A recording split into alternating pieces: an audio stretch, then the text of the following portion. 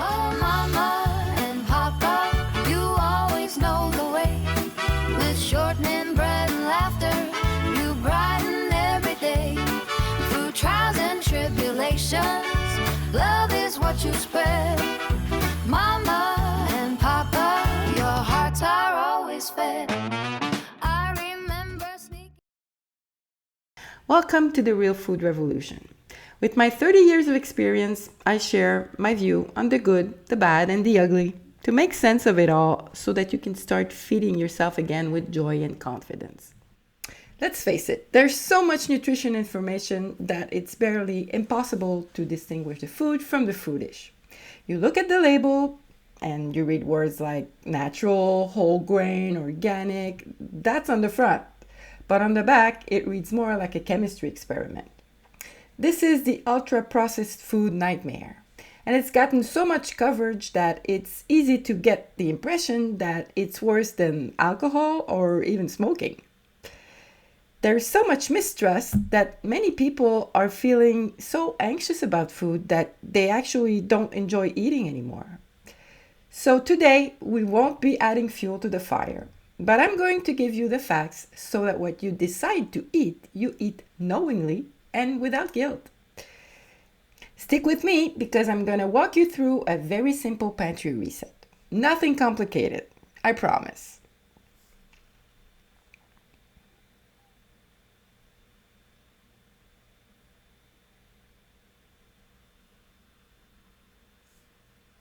Hello everyone, I'm Marie-France Lalancette. Welcome to the Real Food Revolution. With my 30 years of experience, I share my view on the good, the bad, and the ugly to help you make sense of it all and start feeding yourself with joy and confidence again.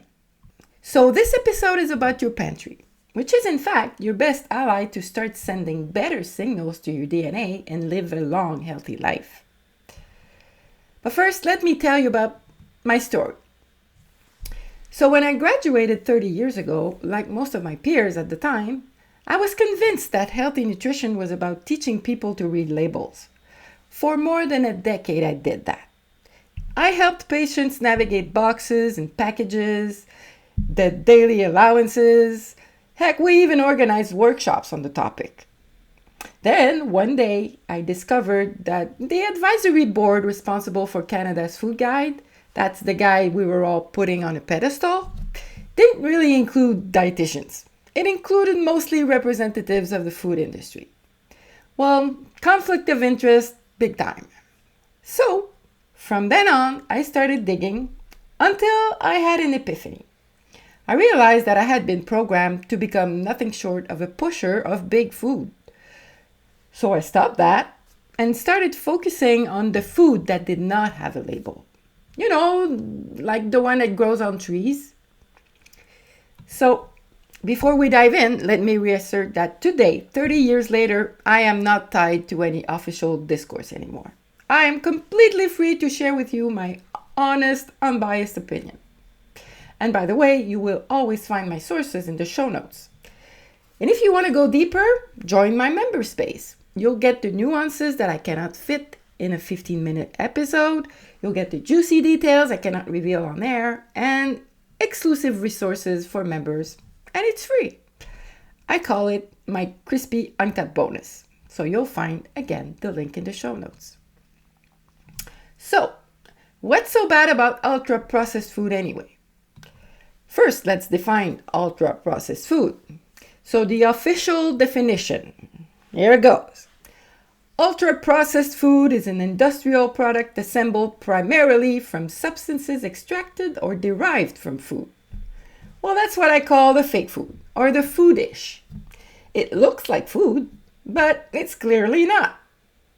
And you may not always be able to tell the difference, but your body knows. The evidence is very compelling. Eating ultra-processed food has huge consequences. It increases your risk of dying from cardiovascular disease by 50% and your risk of diabetes by 12%. It's associated with a higher risk of suffering from anxiety.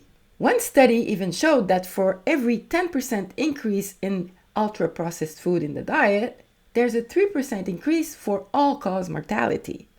That means there's a continuous cumulative buildup. Every additional ultra-processed meal moves the dial a little further towards chronic illness. It's particularly preoccupying for our children. Recent surveys shows that children get 57% of their calories from ultra-processed foods, more than half their calories. That's every day. You may have heard about it. Science now reveals that ultra-processed food is not addictive, but it's designed to trigger your reward system. The animal evidence is compelling in both rodents and primates. Research from the Oregon National Primate Research Center, now spanning nearly a decade of work on Japanese macaques, have found that a Western-style diet during pregnancy alters at least two separate neurotransmitter systems in the offspring. First, dopamine, which governs reward and motivation, and then serotonin, which governs satiety signals and impulse control. So what about humans? Unfortunately, you cannot randomize pregnant women to a junk food diet or a control diet. That would not be ethical.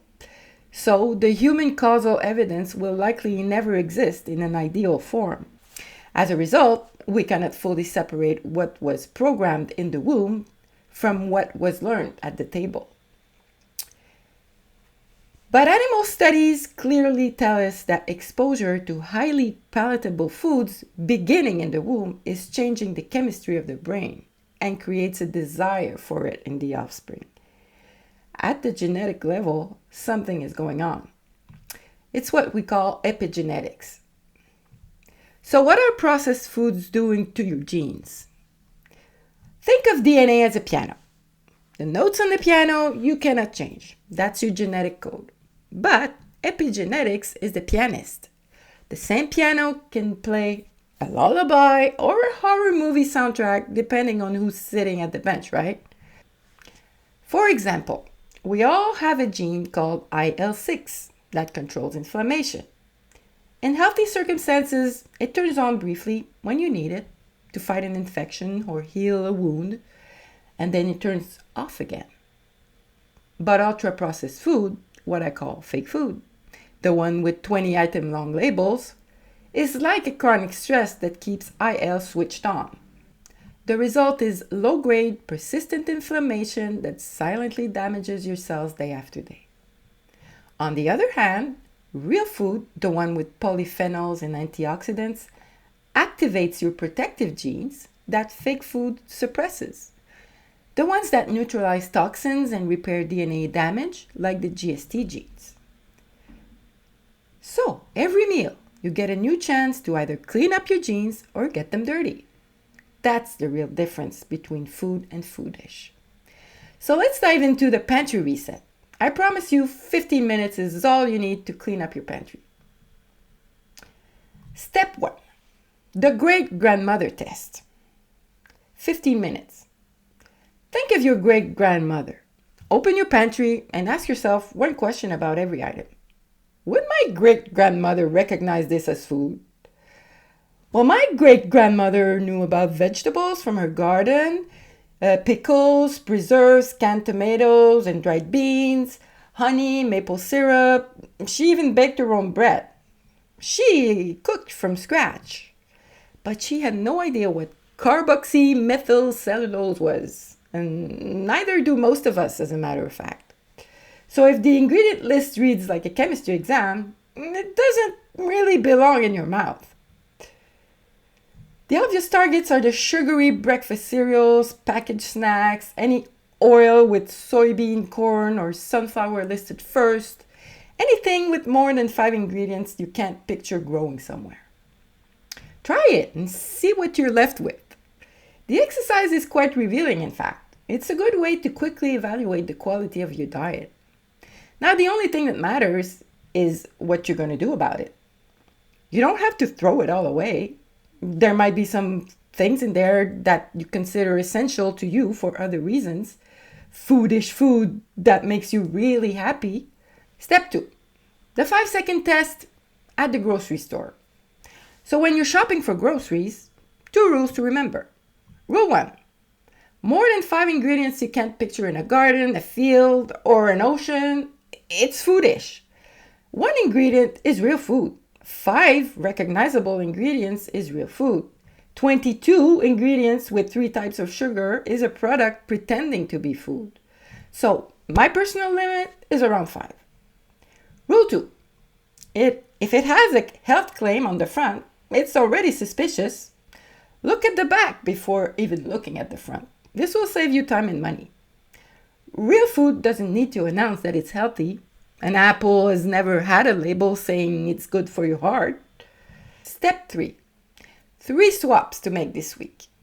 First, replace 1 sugary granola bar or breakfast cereal with plain oatmeal, a handful of nuts and berries. Yummy! You already get a different conversation with your DNA before 8 a.m. or at snack time. Second swap. Get refined vegetable oils out of your kitchen.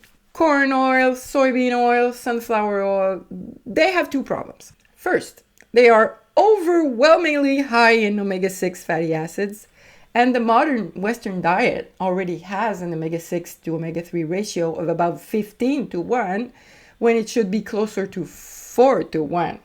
That imbalance in itself shifts your cellular environment toward a pro-inflammatory state. Not because omega-6 is toxic on its own, but because it crowds out the omega-3s your body needs to regulate inflammation. Second, these highly polyunsaturated oils are chemically unstable at cooking temperatures, which means heating them produces aldehydes and oxidation products your body doesn't like. So replace them with a good quality olive oil or coconut oil, which are more stable to heat. There's also butter, ghee, duck fat, lard, beef tallow. These fats have been used in kitchens for thousands of years. They do not break down at cooking temperatures as easily. And animal fats in particular carry fat-soluble vitamins your body can actually use. So you just cooked a roast? Keep the fat in a mason jar in the fridge and use it all week. You may have heard that olive oil is bad for cooking. Well, that myth has been debunked by a 2018 study. But for now, let's just say that for cold applications like salad dressings, drizzling on the vegetables after cooking, dipping, a good quality extra virgin oil is your best option. The polyphenols in genuine extra virgin olive oil, particularly oleocanthal and hydroxytyrosol, have documented anti-inflammatory effects. But the quality matters.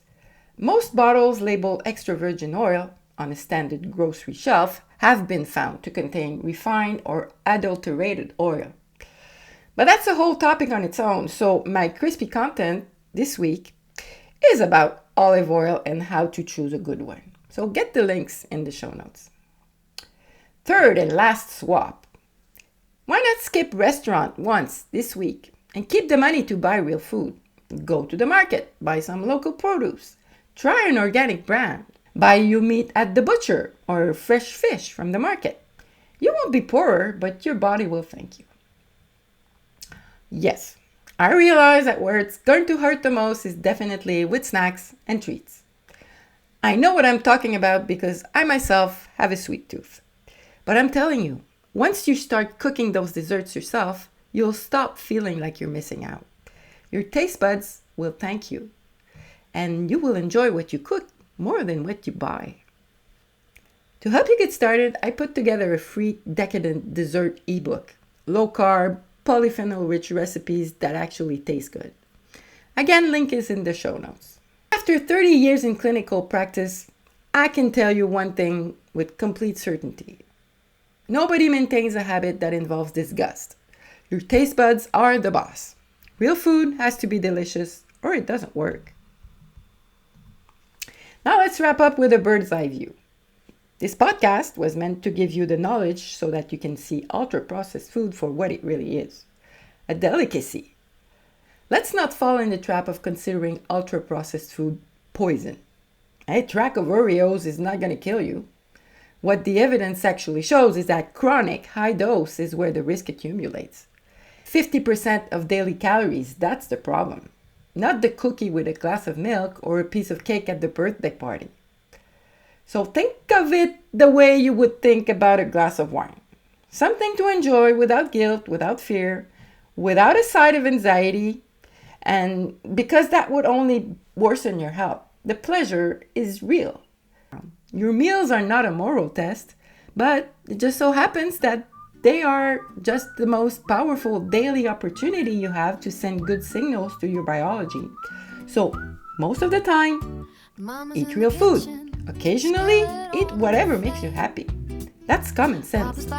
That's a sustainable, healthy life.